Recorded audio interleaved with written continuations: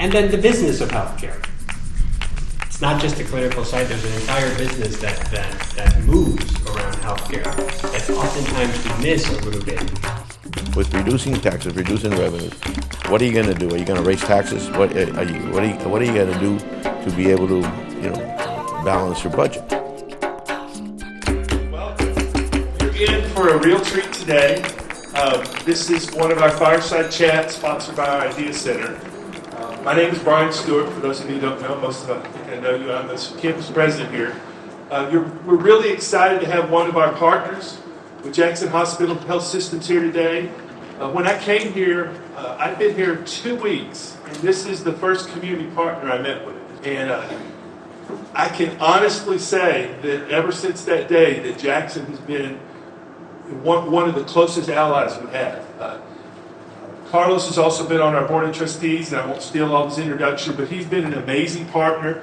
Many of you students in this room know how valuable Jackson Hospital Health System is to us today. So we're really honored to have him today. And even the second part of the treat is the person who's going to moderate it. So we're really honored to have him today. So welcome to the medical campus. It's my honor to introduce Alejandro, who's the executive director of the Idea Center. And you had this vision to bring this to medical, and we're so happy that you're here today. And I'll turn the program over to you. Thank you, sir. Good morning, everyone. How are you all feeling today? All right, I want to see good energy because we have a great panel discussion. I'm so excited that we're seeing so many students from across different programs here at the medical campus. I want to first thank all of the faculty and staff who helped us make this possible, especially our deans of nursing and health sciences. Thank you all for the opportunity to come to our medical campus. Our Mike Fernández Global Business Leadership Series is sponsored by a community champion, someone who believes in us and as an institution, Mike Fernández, who himself has been a leader in healthcare. And we've traditionally done the Mike Fernández series at our Wolfson campus.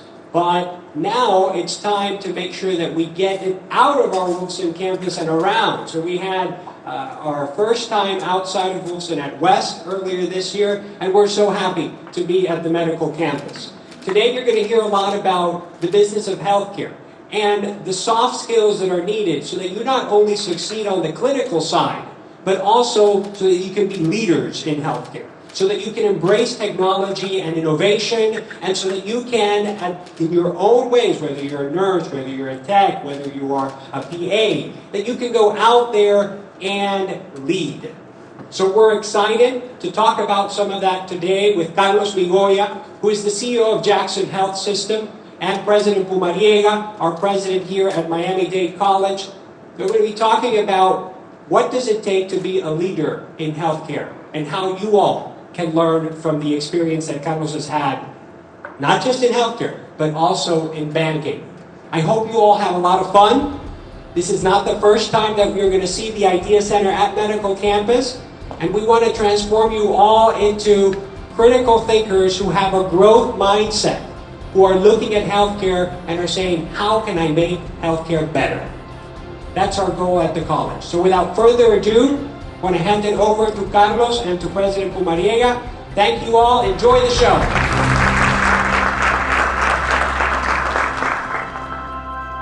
All right. Good morning, everyone.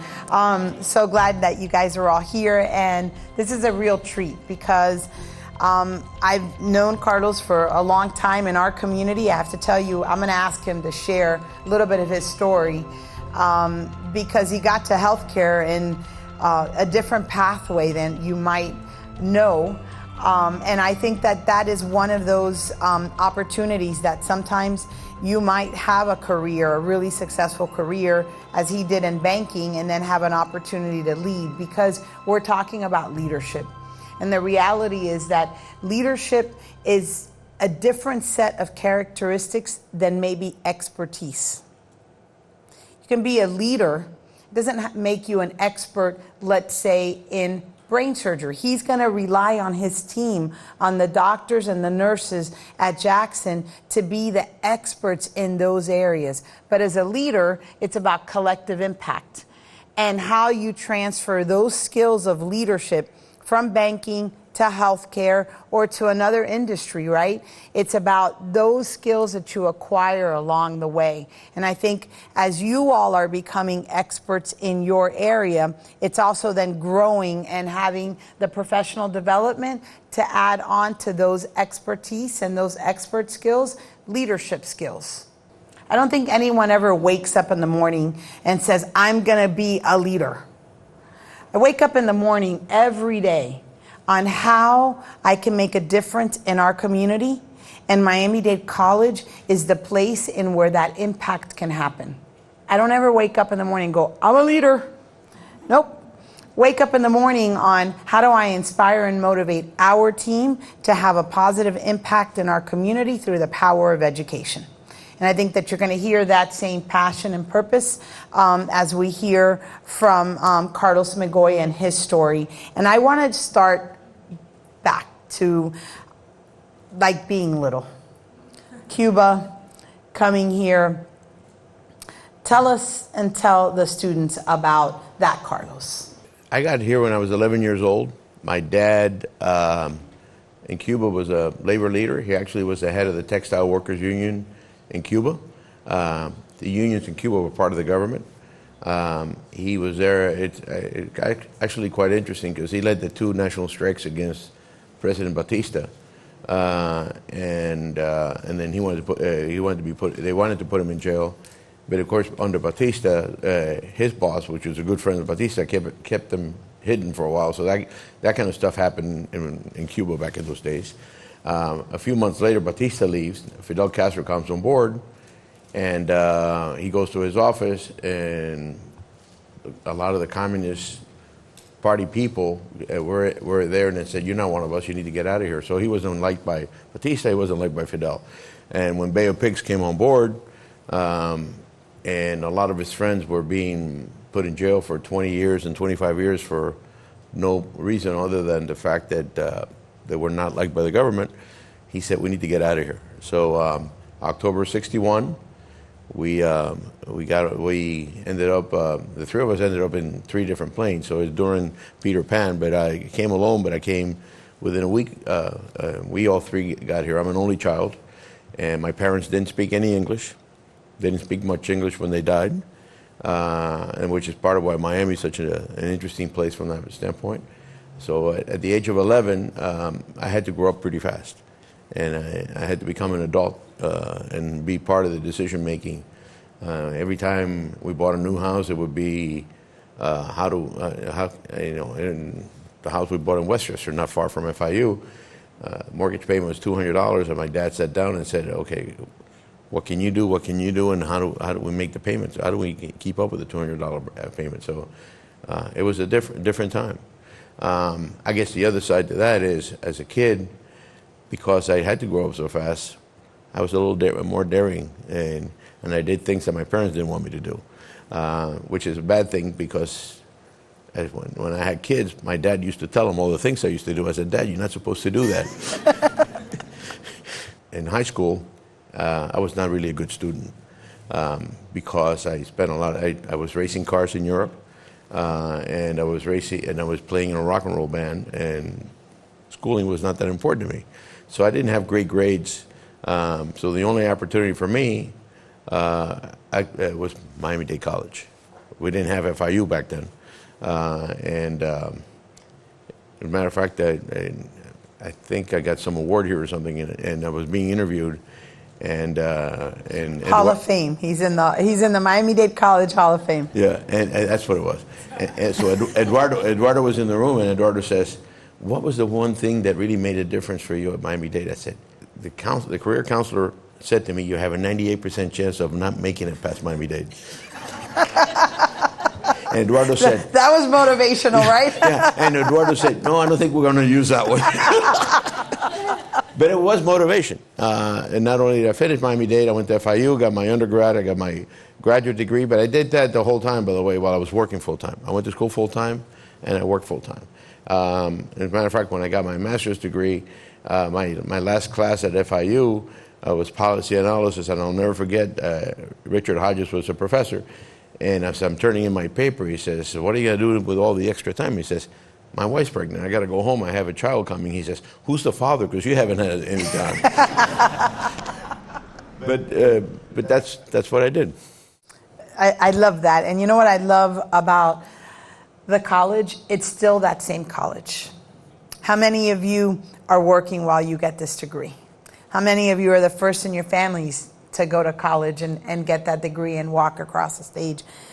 Right? So much of the college is still that same place that welcomed you, welcomed me. How do you think that experience, the experience of having to grow up very quickly at 11, being in another country, not knowing the language, having to learn the language, shapes you as a leader every day? How do you bring that experience to what you do daily? And Madeline, I'm going to say something that's no different to you. I think because of who we are, and it's still some there, by the way, I think that immigrant mentality, when you come in and you have nothing, and you're doing everything for yourself, you're not expecting anything. The first job I had at the bank, at First National Bank of Miami, which was the largest bank in the state of Florida at the time, and later it was called Southeast Bank later, my boss didn't talk to me for the first 6 months because I was Cuban. And my approach was, I'm going to prove to you how good I am. And then eventually he ended up working for me, and he had 5 kids, of which 3 married Cubans. So I said to him, John, how's it feel having Cuban grandchildren? And he says, I love my Cuban grandchildren. I said, but you hated Cubans. No, I didn't. I said, yes, you did. I could have taken an attitude of, I can't work for this guy, I'm going to leave. But no, I said, I'm going to prove different. And his boss ended up one day finding out something and asking me to help. And I became more and more into the bank. And one day I ran the bank. So that was a good thing. Which is phenomenal. There's a great book by a researcher, Dr. Borras, and he talks about Miami as the global emerging city, there with Dubai, right? But in the book, he spends a couple of pages talking about the Cuban influence in banking in Miami. And how many bankers, you mentioned Southeast Bank, my dad worked at Southeast Bank, how many young people from Cuba found their way to Southeast Bank, and how the first set of loans were character loans. It was on a handshake. And then all of a sudden, Republic National Bank and the loan committee were people who had gotten a loan and they wanted to make sure everyone paid it back. And there were these character loans, and how they've influenced Miami and Miami's banking influence. And I have to tell you that Carlos Migoya was at the center of that. So you have this amazing career in banking. And how do you get to Jackson Health System? How then do you lead a tremendous institution? I think there are a couple pillar institutions in Miami-Dade County, Miami-Dade College being one of them, I think Jackson being the other. Across the street from each other. Across the street from each other. So in 2007, 8, and 9, 7 and 8, I was the chief operating officer of the 4th largest bank in the country. And there was a lot of issues going on back then in the financial industry. I'm not going to get into any of those details. So at the time, we merged number 4 with number 5, which was Wells Fargo. I had a really bad taste out of that whole thing, and I always had in my mind that I was going to retire at the age of 58, and I happened to be 58. So I said, okay, I'm merging these 2 things together. And February of 2009, I said, I'm signing everybody's bonuses and stock options, and I'm heading to my home in Aspen, my second home. And if anybody needs me, I have a phone and I have an email. You can contact me. And I said, I'm going to retire. Well, that retirement didn't last very long. I'm an avid skier. I love to ski. And of course, February was a great time to be in Aspen for me. And but after 60 days of skiing, it was like, what am I going to do? And you can see the thread of adventure, right? Racing cars, band, at 58, skiing in Aspen for 60 days straight, right? But anyway, so at the end of 2009, there was a new mayor of the city of Miami. Tomas Regalado. And we had a common friend, and frankly, I didn't know Tomas at all. I really didn't. I knew of him. We kind of knew of each other, but we had never really been. But he had a very close friend who actually is a guy that I gave his first banking job to when he first started. Armando Gutierrez. I don't even know Armando. Yeah, yep. Better known as Whopper, which I give him the name, but that's another story. And so Armando said, I want you to meet Tomas. You're not doing anything. Would you work for Tomas? I said, I'm not interested in working in the city. I'm happy to help him with some financial advice. I met with him. And at that time, in the end of 2009, all the rating agencies were getting beat up about overrating everything, including municipalities. First thing was Moody's was meeting with the mayor. He had just been the mayor and the staff. And he said, okay, would you be in that call with me? I said, absolutely. So the call was a Monday morning, and I was flying back from Colorado on Sunday. And on Friday, I happened to call the city manager, and I said, what time are we meeting Monday? He said, oh, we're meeting at 9 o'clock. What time is the call? 9 o'clock. I said, no. If the call's at 9 o'clock, we're meeting at 7 o'clock in the morning. We need to get prepared for this call. Yeah, there's nothing to be prepared. All they want to do is welcome the mayor. I said, no, it doesn't. We met at 7 o'clock in the morning. Tomas showed up late. He showed up at 8. But Tomas was the kind of guy that could think in his feet. He didn't have a whole lot of financial acumen, but he's a street guy. He knows how to think in his feet. And I said, they're going to ask you, with reducing taxes, because obviously all the values were going to, with reducing taxes, reducing revenues, what are you going to do? Are you going to raise taxes? What are you going to do to be able to, balance your budget? And it went through 10 different questions, which, by the way, they asked all 10 questions. The good news was, because I had brought up those questions in advance, Tomas was able to dance around enough to do it. And so we leave there, and I said, Tomas, well, obviously these guys don't know what they're doing. He says, would you be city manager? I said, I'll do it for free, and I'll do it for a short period of time. He says, would you do it to the end of the budget season? I said, yes. I didn't realize the budget season was through September. And this was in January. So I committed basically a whole year, which actually, and I met with the rating agencies, and I said, and they said, how are you going to balance the budget? Because every commissioner and the mayor said, we're not raising taxes. I said, we're going to balance the budget by reducing expenses. They downrated the city when I said that, because no municipality in the United States has ever balanced the budget by reducing expenses. And we did. We had a $100 million deficit on a $500 million budget. We balanced it, and through that balance, within a period of 3 or 4 years, they got themselves a great reserve, and the city has been doing well ever since. But as I was leaving there at the end of 10, Jackson was having troubles. And I was with 2 of the commissioners. I took them with me to my seats at the first Heat game when LeBron had just come in. And I said and one of them asked me, why don't you go to Jackson and fix that place? I said, it would be the biggest legacy I could ever leave. This is the city, mind you, okay? So we watched the game. It was fun and everything else. The next morning, Joe Martinez was the chair of the county commission. He calls me up and he says, I want to see you. I said, fine, let me go to your office. He says, no, I'm in Coconut Grove. I'll be over there. He comes over, he says, I hear you want to run Jackson. I says, I never said that. And I said, oh, wait a second. Maybe after 2 vodkas last night, I did say that. And so we started the process, and that's how I ended up at Jackson. It was not about a calling about healthcare. I'm being honest. It wasn't about a calling about healthcare or anything else. It was just Jackson was broken. I have very strong ties. There's 3 things that happened to me at Jackson that are very important. Number 1, in 1978, my second child was born at Jackson weighing a pound and a quarter. And the only reason he was born at Jackson was because the OB that we had just seen had just graduated as a chief resident at Jackson, and said the only place he can be born is at Jackson. He had a 99% chance of dying, and my wife had a 90% chance of dying. I had to make the decision of which one of the 2, and I chose her. They both survived, thank God. He still gave me a lot of trouble.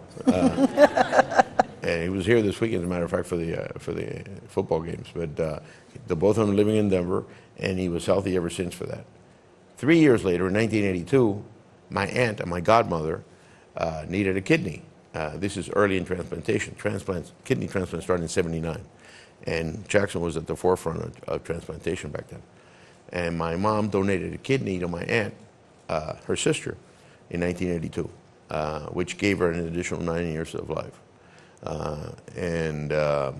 Recently, when the Herald was beating us up about transplantation and everything else and saying, well, people are dying, some people die, yeah, we have a 92% survival rate, but 8% are dying, and so they're focusing on the 8%. I said, you realize it's not that 8%, 100% of those people would die if they had no transplant. And so I had asked my mom back then, and I said, Mom, if you had to do it again, she ended up having some issues before donating the kidney back then. I said, if you had to do it over again, would you do it? And she says, absolutely, because it gave me my sister for an additional 9 years. I never forgot that. And then last thing, I had a bicycle accident in Key Biscayne, and I lost that finger, and they put it back together. So I had these three things which I knew about Jackson, and I knew how important Jackson was to our community. And I also knew how Jackson takes care of everyone, regardless of their ability to pay. So I said, we need Jackson alive. And that's why and by the way, Mike Fernández, who's a very good friend of mine, was one of the guys that said to me, are you nuts? What do you want to do this? One of many of my friends said that to me, and I said, yeah, maybe I am a little crazy, but why not? You know, somebody has to be able to do something about this. If I can't do it, at least I tried, but luckily we got it done. So you saw the miracles in action, right? I think that it's the miracles that we see, right, at Miami-Dade College every day, and then that's what moves you. That's what inspires you every day. And I have to tell you, there was a lot of headlines then. A banker turned running a city budget and now is going to run a hospital. When we talk about this a lot of times, transferring the skills that you know in a different environment, but applying the same. And you start to see that, right? It's what he learned in banking into the city and balancing that, and then coming to Jackson and really not just for sure saving it, but what a turnaround of Jackson. At that time, the headlines for Jackson just were always negative in this community, and that they couldn't be saved. And tell me, you're on your first day at Jackson, so what team do you start assemble? How do you look at what team you put together? None of us do what we do by ourselves. We do it because there is amazing, dedicated folks who get in that car at 100 miles an hour alongside with us, right? That kind of go in for the adventure. As you were building that team, as you were thinking about the individuals that you needed, what are the characteristics, what are the things that you look for in putting that team together? As we know, I didn't know anything about healthcare.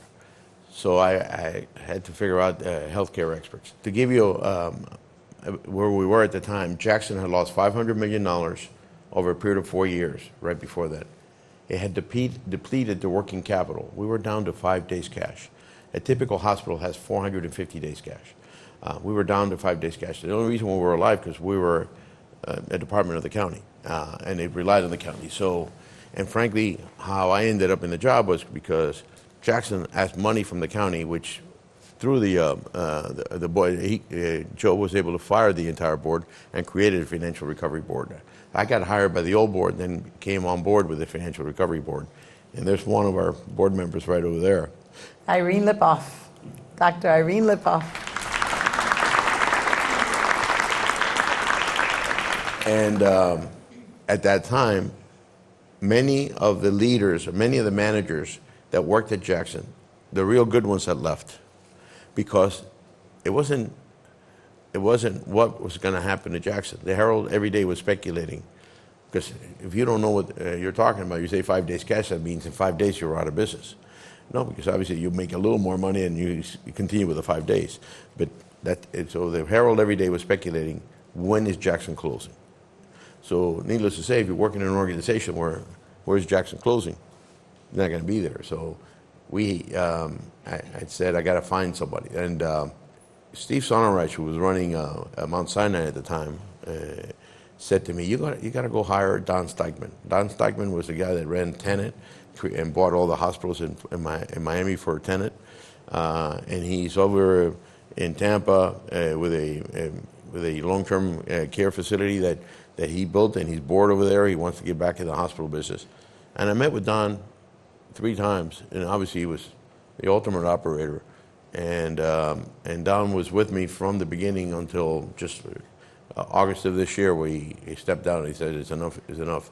And then the other gentleman was a guy named Don Zarro, who had been campaign manager with me of United Way for 2 years. And Don made a mistake. When I got named president of Jackson, and it was 3 weeks between the time I got named and the time I started, Don sent me a text that says, hey, I just retired from Ernst & Young. I was the head of global healthcare and if you need any help, let me know. So he got drafted too. So I started with those two guys. Unfortunately, Zarro died a year later from a heart attack, and I still think of him every day. He was a great human being. But those two people and helped me out not only in their knowledge, but what happened was they were well known in healthcare. So we were able to recruit a lot of people because of them, because they said, well, if Stikeman and Zarro are in this, they're going to do something right. And they started getting a lot of people. We turned over the management team by 90% in the first 6 months. That's how we started it. And then because of the challenges that we had, and the market share of Jackson had gone from 22% down to 14%. And so it meant we had a lot less patients, but we had not really reduced the staff. We knew we had to do staff reduction. I always hated in the bank when somebody would say, we're doing a 10% across the board cut. Because if you're fat, 10% is not enough. But if you're trim, 10% and you're cutting bone. You're not cutting muscle. Or muscle, not fat. So I said, we're not going to do that. So we had all these new managers, and we said, we're going to tell these guys, and, go ahead and figure out what's the number of people. And we were finishing our union contracts at the time.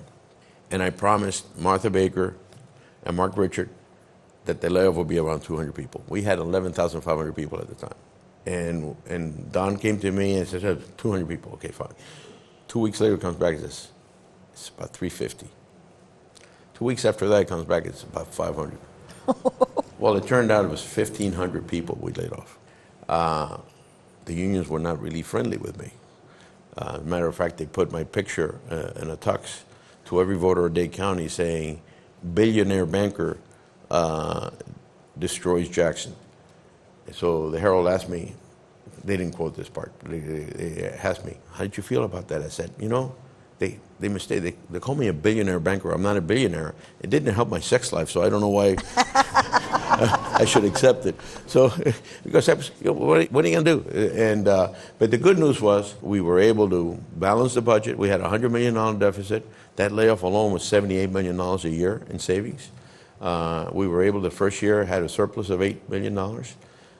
Then in 2013, we got a general obligation bond that I copied what the school board used to do for $830 million. That was the down payment to our capital expenditures.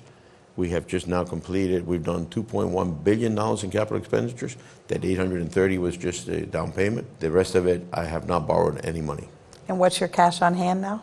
No, we're not that great. We're 60 days. 60 days, right? 5 days, 60 days? Because we kept it, since I didn't want to borrow money, I said, we're going to keep it at 60 days. Any excess cash will go towards capital expenditures. And right now, we're in the process of committing another $1 billion in capital expenditure. We're building a new emergency room, which will be the largest emergency room in the country. That alone will be $300 million. Right, yeah.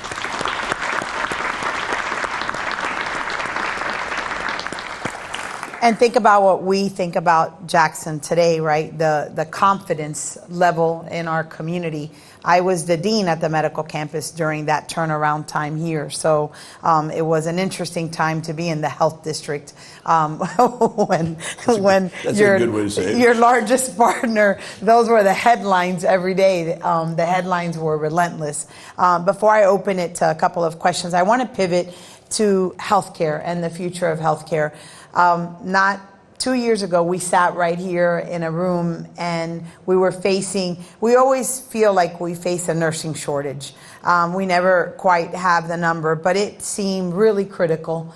It's 2021, the pandemic, and we commit with really your help and leadership and support that we're going to grow nursing by 40% to help the hospitals in Miami-Dade County, and you were instrumental in really pushing us to grow, but not only pushing but supporting us and supporting our students, making sure that we provided scholarships and clinicals so we could meet that demand for all of our hospitals, but especially for you as a partner.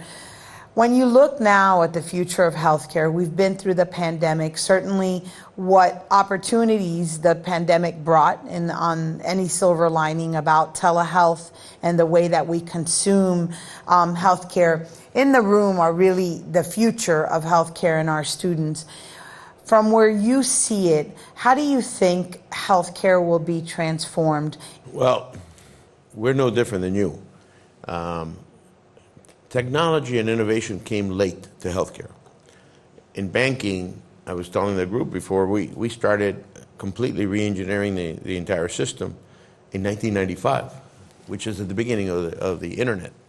And we completely transformed. By 97, we were completely transformed with internet banking, telephone operations, billed by pay, and all kinds of different things. When I got to Jackson in 2011, not just at Jackson, but in all hospitals in the country, health records were paper. And it was only the beginning of talking about digitizing health records, and I'm going, are you kidding me? This was 2011. But now we're in a very different place. And now technology and innovation is running 300 miles an hour in the healthcare side. We're still early. People, there's a lot of buzzwords, AI, VR, all these different things. And there's a lot of different companies that are doing a lot of exploration, and they all say the cat's meow. The problem is we don't know who's really going to have the meow at the end of this thing. So therefore, we can't just bet on any one organization to do this, but figure out how that gets done. I think the next 3 years are going to be very, very different for healthcare than they are today. But and we're going through our own transformation at Jackson. We call it J35, which is Jackson 35. What's Jackson going to look like in 2035? It's not just the next 3 years. We're going to have to continue to reinvent ourselves for the foreseeable future because all this is going to happen. Healthcare today, before I get into the technology, it's a reactive business. You only go to healthcare when you're sick, and you only get paid when people are sick. We need to be proactive. AI, the way we use AI today, it's a predictive model. If you look at our radiology, our computers today in radiology determine what kind of a tumor is once it looks at it. So radiologists per se, even though they still have to certify what the radiology says, but the computer is 99% accurate, 99 point something, but it's 99% accurate. So why do we need a doctor to say what the computer's already saying? And that's just the beginning of what's happening in technology from that, and that's been going on for a while. So a lot more changes are going to have to happen, and then providers, doctors, hospitals, everything will have to become more proactive. We already have a predictive model. Then when a male comes in the door, is 53 years of age, a certain weight, and everything else, they said, these are the things we got to look at. We got to look at their heart. We got to look at this. We got to look at that. And if they haven't had those tests, they need to have those tests. The fact is that insurance companies don't pay for being proactive. They only pay for being reactive. So that model has to change. All those things have to change along with the innovation. And people talk about the innovation, talk about telehealth. The fact is that telehealth only pays for the doctor, it doesn't pay for all the equipment that goes with telehealth. There's a big, big evolution that happened. But I'm very optimistic that the next 3 years, for all of you guys that are studying, what you're going to see in the next 3 years is going to be a big, big change. So what I say to all my people is the one thing constant is going to be change. We're going to see a lot of change in healthcare, and you need to make sure you do that. So, and when I was saying earlier, people, I get this all the time. Somebody says, well, I'm in nursing school. I want to be a NICU nurse, or I want to be a trauma nurse. Well, the fact that NICU or trauma nurses, we have 300 people standing to want to be a NICU nurse or a trauma nurse. Coming out of school, you're not going to be a NICU nurse. You got to come in the door. You got to be doing something else. You got to learn what's going on from a practical, clinical standpoint, and then move in the organization. But one thing you can't do is just sit there and wait for it to be handed to you. You have to be proactive. You got to build relationships. You got to figure out who is going to mentor you to do the things that you want to do. And once you get in the door, maybe you would all of a sudden say, I thought I wanted to be a NICU nurse, but I don't think I want to deal with those little babies. No, right? it's absolutely true. We have a President's Leadership Academy. We'll meet tomorrow in this room. And one of the things I start with, you don't need a title to lead. And some of the greatest work that I did was volunteer committee work. Strategic Planning Committee. Okay, I'll get on that. Sure, you need this. It's all of the committee work that you learn, because now you're opening up doors of opportunities. And what you thought you wanted to do, you see that, people ask, what's your purpose? What's your passion? How are you successful? I say you have to leverage what you're really good at. And hopefully those skills that you're really good at align to something you love to do. And then you maximize that, and that's how you drive the formula of success. If you're not great at financial analyst, and that's not what you don't, I can look at data and it tells me a story. Some people look at data and it's like, what is it saying? Well, you're not going to leverage that. That's not a skill set. You want to gain that skill set. But I think there's a natural skill set that all of you have, and you keep refining as you advance your career. How do you leverage those to have the greatest impact in something that you love doing? You just said something that's a hot button for me. Leaders are not managers, and managers are not leaders. They're two different things, okay? You can be a great nurse and be a horrible nurse manager. You can be a mediocre nurse and be a great nurse manager. There's different skill sets. A financial analyst, the same thing. You could be the best financial analyst in the world, but if you don't like working with people and influencing people and developing people, you'll never be a great leader or financial analyst. And people, and this happened to me, it happened to everybody else, you're doing something, you want to make more money, I want to be the manager so I could get more money. Well, being a manager or a director or a VP, whatever title you get, does not make you a leader. What makes you a leader is the ability to influence people. And there's leaders out there that do leadership for good things, and there's people out there that do leadership for negative things. You have negative people out there that are always saying something and get everybody else down. They're influencing people in a negative way. And there's also people that influence people, by the way, salespeople. The best salespeople, they're leaders. Why? Because they influence you to buy what you want them, but they want you to buy. They're being leaders, and they're a salesperson, but they're leaders in what they're doing. And so I think and I know that you guys have a big deal around the leadership development, leadership college. And when I hired my new CHRO, my human resource director, she came from AutoNation, where she was the CHRO there, and I knew her because I was on the board.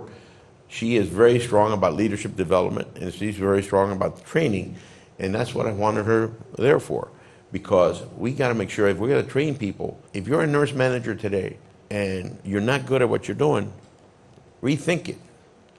Maybe you shouldn't be a nurse manager. Maybe you should be doing something else. And if you're looking to make more money, there's still opportunities for you to make more money without being a leader of something. There's other opportunities that you can make money without having to manage people. And leadership to me, and then there's different leaders. And this is also, there's a leader of direct people, and there's a leader of leaders. You are a leader of leader, right? You're there. You're not you're not managing the professors directly. You got different layers. You got deans. You got and so forth. So how do you influence the next layer and the next layer after that and the next layer after that to get to the people that are training, who then train the students? So the skill sets of a leader, as the president of the college or the CEO of Jackson Health, are different leadership traits as a nurse manager who deals directly with with nurses.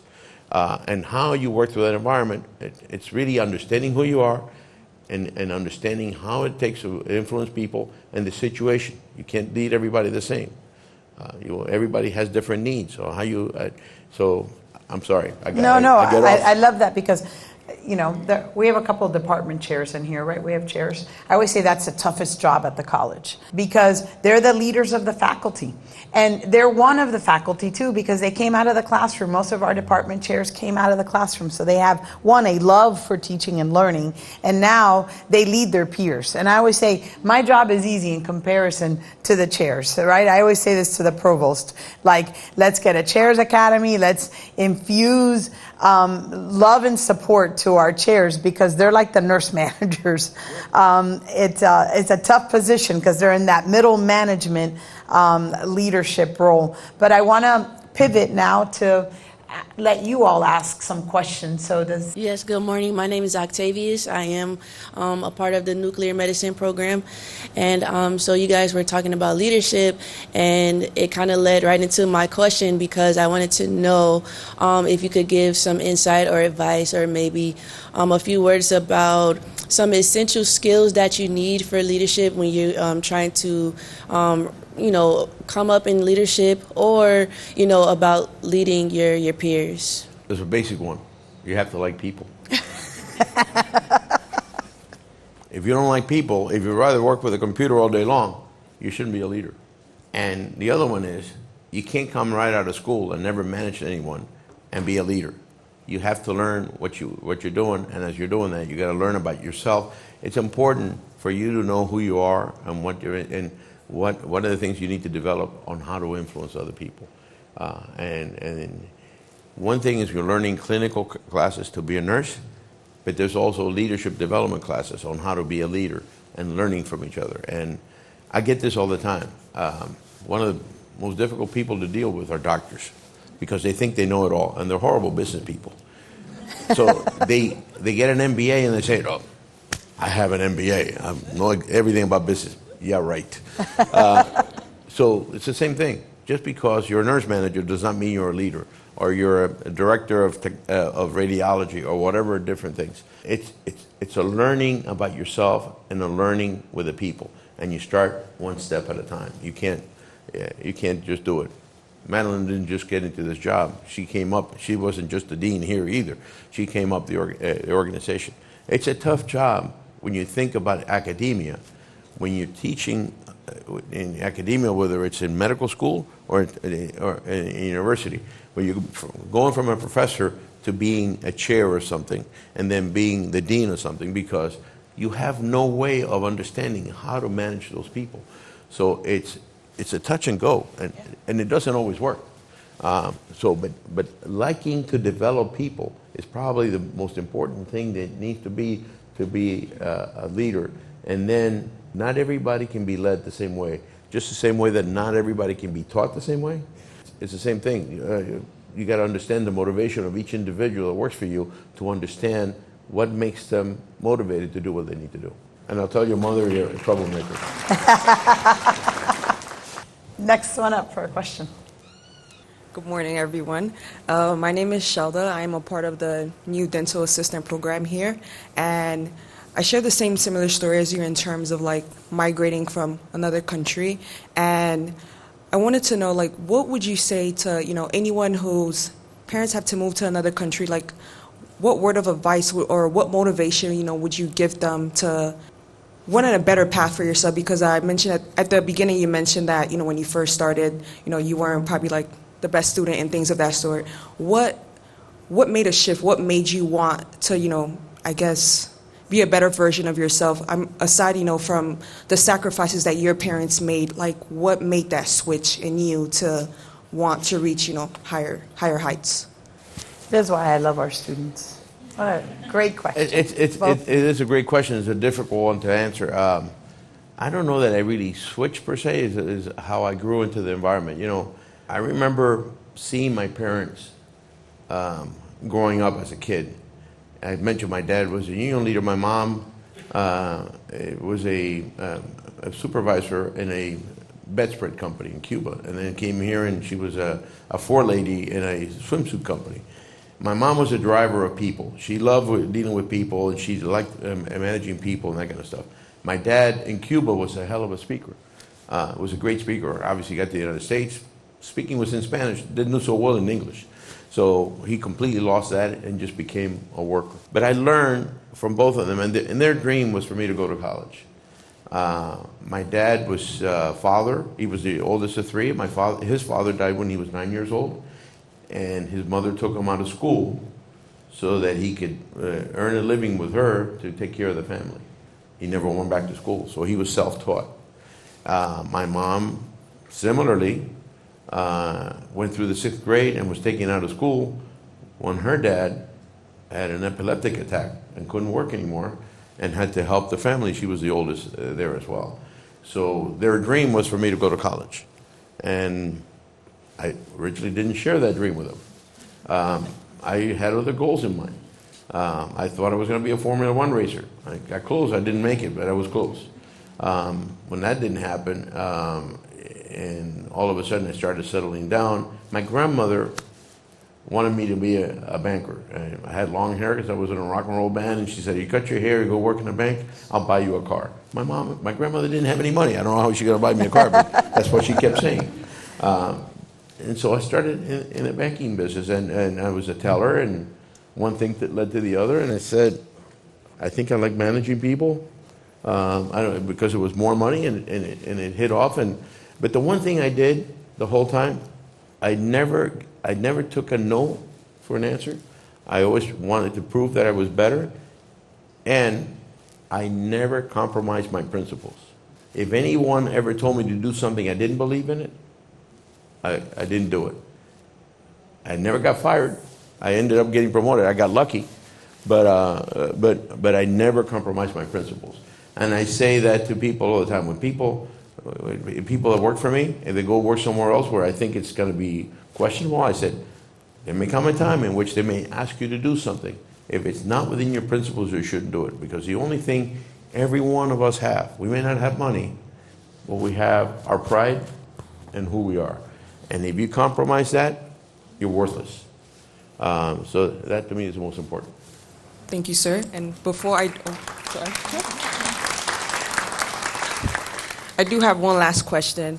Aside from knowing that the sky isn't the limit and like the opportunities are endless, what would you say to someone like who may feel stuck in I would say like a position, and they're not sure as to what it is that they want to pursue, or what word of wisdom would you give them?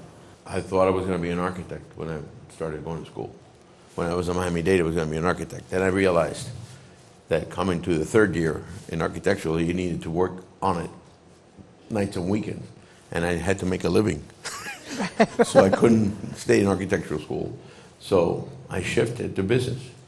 And even then, I still had no idea what I was going to do. And I think through your experiences, you figure out what it is you want to do. But what's most important, you gotta have to do something that you like to do. You can't do it for a paycheck. You got to do it because you like it. That's the only way you're actually going to grow in what you do, is if you really like what you're doing. Otherwise, it's just going to be a 9-to-5 job. You're going to get paid at the end of the day, and you go home, and a lot of people do that, by the way. They basically got their 40-hour-a-week job, and nothing else happens. But if you want to grow in life, in a professional career, you got to have a love for what you do. Carlos mentioned I started not only as a student at Miami-Dade College, but as a part-time academic advisor. And when I worked two jobs. I worked at a bank, and I was assistant women's basketball coach. And I didn't know if I was going to finish my degree. I'd come back from UCF. My mom said, "That's enough. I came home for the summer." She said, "You're not going back. Go to work." So I did. I went to work at a bank, and I went to coach because I love basketball, and I knew that's what I'd love to do. So I did that, and then one day, I probably could have had a nice banking career. I left the bank, and I took another part-time job at the college. My dad thought I might have been crazy. 401k health insurance. I leave that to take a part-time academic advisor job at Miami-Dade College and assistant women's basketball coach. He does not think at this moment I am the brightest bulb in that set right there. So I tell him, "Hey, trust me, it's all going to work out. Don't worry about it. So when are you going to get the full-time job so you can get insurance again, right?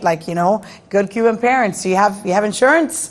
I applied for the first job, and I'm sure, I'm like 20-something. I'm like, I'm going to get this job. I love students. I see the most number of students in the advisement office at the Kendall campus. I don't get it. I'm like, oh, maybe this didn't go right. Well, I had to go for the second one. I got the second one. And then I became an advisor at the college. And then I had an opportunity to work on my master's or go to law school. I worked on my master's. And then I applied for assistant dean at the Wolfson campus. Well, back then at the college, if you didn't know someone at the Wolfson campus, it was kind of hard for you to go to that campus. And I applied. I didn't know anyone. I said, okay, I'm going to do this. And I got the assistant dean position and just kept moving. So I would just say, too, that sometimes don't quit right before the miracle. And right before the miracle comes, sometimes it's really dark. And you just got to keep your faith that there's a purpose that you have. God has a purpose for every single one of us. And sometimes when we're off course, He has a way to nudge us or shove us to get back on course. And then trust that process. It's not always microwavable. It's not going to come to us as fast as a Snapchat. I know that that's the environment we work in, but it's having that patience and keeping that persistence when great miracles happen, not just at Jackson, not just at Miami-Dade College, but to each and every one of you as you're the miracle makers in our community. So thank you for that great question. And Thank you. Alejandro says there's time. One more question, and we'll go right here. My name is Dr. Deborah Finley, and I'm one of the facilitators of Leadership Miami. And you spoke to my class this past spring. And I was wondering, what is your concept of how the average consumer could participate in the concept these days that's going around regarding health equity? What is the patient or the consumer's responsibility? I'll be really honest with you. I don't think the average consumer understands what health equity is. I think the average consumer just wants to be taken care of. But that average consumer is a very diverse population, right? So whether you're black or white, yellow or red, you want to be able to be taken care of, and how you get taken care of. And one of the challenges that everybody has is getting access to medical care quickly. And that is a challenge that we live by today. And that's one of the things that we're working on, because we have the ability now to deal with predictability of what, like I mentioned. What we don't have, and we're working on doing, is having navigators that work along with those predictors and the doctors to say, when you have that 53-year-old white male that has a heart condition and needs all these different checks, that navigator sets up an appointment for that person to get the EKG, to get stress tests, whatever, all the different things, and get it done in the next week, not in the next 6 months. Last thing you'd be surprised, and I'm embarrassed to hear it all the time. It happens with our people, it happens with but it happens everywhere in this country. You go see someone, and they say, well, you have a tumor. I can get you an appointment 6 months from now. What? Are you kidding me? No, I want that thing out of me now. And no, I'm sorry, the doctor's busy. No, the doctor's not that busy. And that's the kind of things that we got to work on. And to me, that's health equity, is having health access to all people at all times. Jackson has been doing health equity before anybody even knew what health equity was, because we take care of everybody. When we open the new emergency room, which is not going to be for 3 years, we're going from 48,000 square feet to 175,000 square feet. We're going to go from 70 adult beds and 12 pediatric beds to 116 adult beds, 32 pediatric beds, and a 60-bed observation tower on the second floor to that place. We believe we're going to end up getting between 20 and 30% more people than we see today, and we're already seeing 150,000 people a year. So we know it's going to get, but part of that is to make sure that every one of those people gets immediate care. And many of them are coming to the emergency room who don't belong in the emergency room. We'll have an area to get those people through it a much faster, at a lower acuity environment, and all that to get them in the right direction. But many people don't know, and they end up in the emergency room. My emergency room people know every homeless person in this area by first name, because they're always in the emergency room. So therefore, how do we take care of those people in the right place and at the right time? And that, to me, is health equity. But it's really, the responsibility of health equity is not on the consumer, it's on me, it's on us, to make sure that we provide health equity. Great question. Hello, my name is Ted from the Nuclear Tech program. I have a question. Earlier you spoke about emerging technology. I was wondering, what are some expectations coming from like robotics, nanotechnology, and AI? Are we expecting for the next 5 to 10 years or so? Robotics is a big deal for us because on the robotics side, we're actually improving the care, especially in surgery, obviously, because in surgery, we're taking length of stay. We're taking a transplant patient that used to have a length of stay of 12 weeks, and they're leaving in 4 days. We're having a donor for a kidney that used to be in the hospital for 3 days. We extract that kidney robotically. They go home in the same day. And I don't mean just go home. They go home because they can go home. And not only is it easier and faster for them to leave the hospital, but the outcomes are better. They're a lot stronger. We're working right now, and we did the first pancreatic tumor robotically replacement.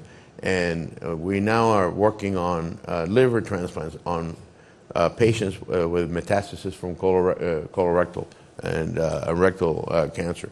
Typically, when you metastasize a tumor from the rectum or colorectal into the liver, chances of dying are 99%. We have now gotten to the point where our colorectal surgeon is taking care of the cancer at the same time that the transplant surgeon is replacing the liver, and we're getting a 95% survival rate. And that's done robotically. So robots on surgery today are actually improving quality of care dramatically. I talked about radiology and how AI is working on radiology. We're working on virtual, something that Pincer told me not to talk about, but I'll do it anyway. Our people are working right now where the surgeon will be in Miami, and they're doing surgery in Brazil through joystick. The issue is the lag time, and they're working on that. But and obviously, those are some of the challenges. But they're working on that kind of environment where the surgeon is in a different place. The reason for that is because you may have limited number of surgeons. A neurosurgeon that deals with a specific brain issue, and if they could do it from a remote environment where the patient doesn't have to go there and can be done remotely, it will completely change everything that gets done.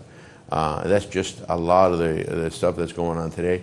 Artificial intelligence, it's again, predictability is going to be the way on how we get to a proactive care model. We're a while away from that because everything to do with the payer and everything to do with everything around being proactive.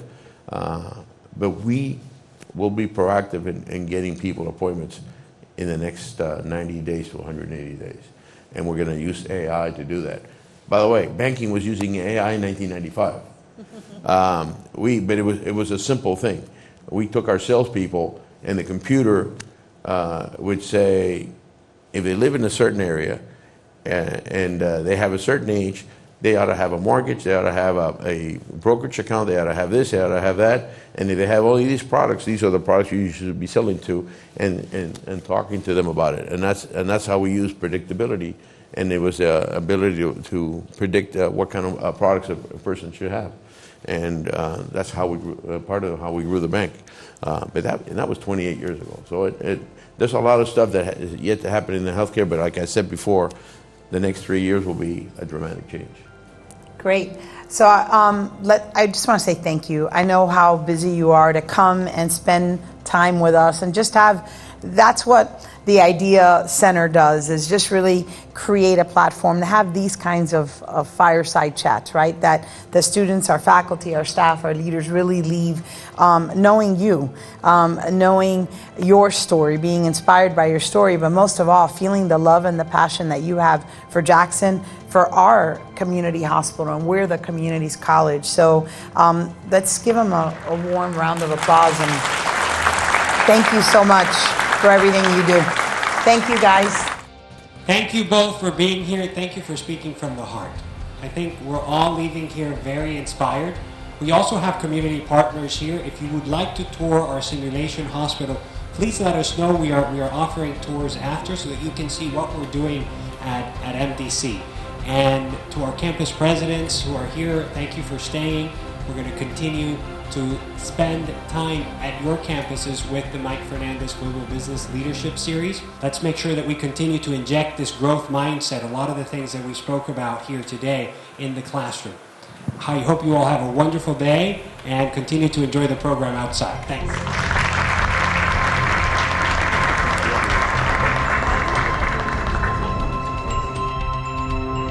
A world of education and opportunity within reach.